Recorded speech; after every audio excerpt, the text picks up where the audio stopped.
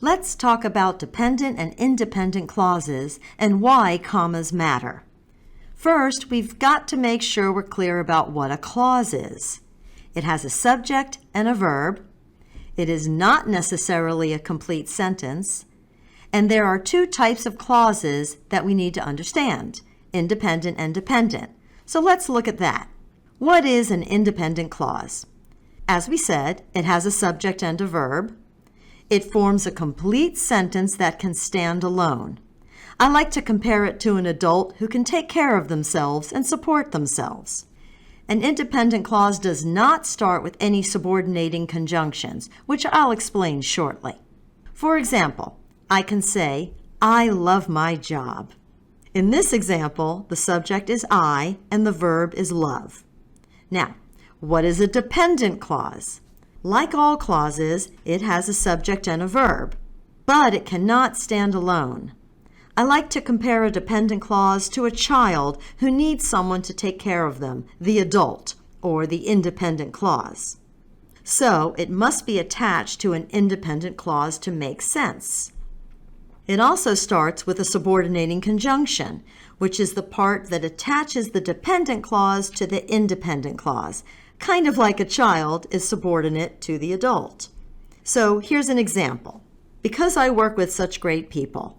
The subject is I, the verb is work, and the subordinating conjunction is because. The problem is, I can't just walk into the room and say, because I work with such great people. Everyone will expect something more to follow. So, when a dependent clause and an independent clause are joined together, they make a complex sentence. With my previous example, it would look like this. Because I work with such great people, I love my job. Let's now make sure we understand what subordinating conjunctions are.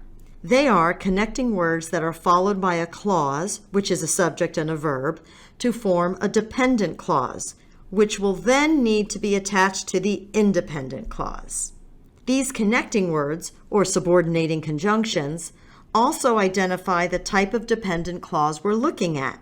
It could be a time clause, which uses words like when something happens, before or after something happens, or as soon as something happens. They can introduce the reason for something, a concession, the condition, the purpose, or they could show a contrast. So how do you know where the comma goes? This is the big dilemma that many people have when writing. If the sentence begins with the dependent clause is followed by a comma, just like you see here. But there is no comma after the independent clause if the sentence finishes with the dependent clause, as in the sentence shown here. Try to notice where the comma is and is not. The dependent clause is highlighted in yellow to help you see the situation better. Now maybe you're asking yourself, is there some kind of test I can do to see if there's a dependent clause or not? As a matter of fact, there is. You can look for the clause that begins with the subordinating conjunction. Find that clause, and if you can flip it from the beginning to the end, or from the end of the sentence to the beginning, that is a dependent clause, meaning if you can flip it and the sentence still makes sense. Here's the example. I could say, because I work with such great people, I love my job. Or I could say, I love my job because I work with such great people. Notice in the first example, there's a comma after people because I began with the dependent clause. But in the second option, there is no comma. Be careful. Many people like to put a comma before the word because. However, it does not belong in this case because the dependent clause comes at the end of the sentence. And there you have it. For more great tips and academic resources, visit the Academic Center for Excellence. We're here to help you.